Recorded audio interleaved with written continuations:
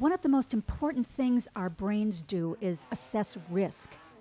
This street looks pretty empty. Sure, I've got a red light, but what if I don't see any cars coming? Is it worth the risk to save a few seconds? In this case, probably not.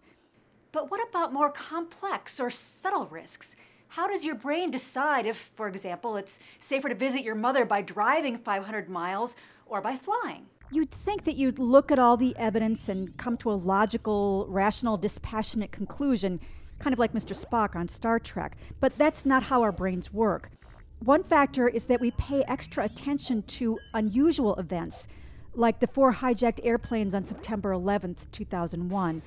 That event, which was extremely rare, changed how a lot of people viewed the risk of flying.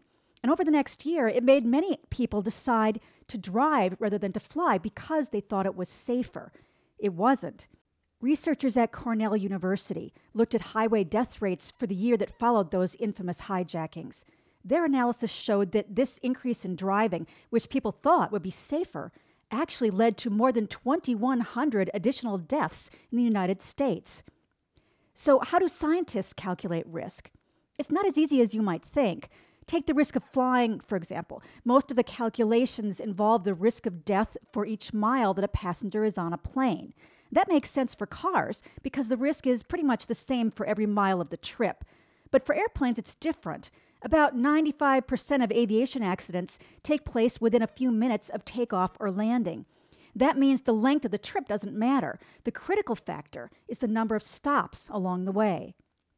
I'm Dr. Cheryl Olson.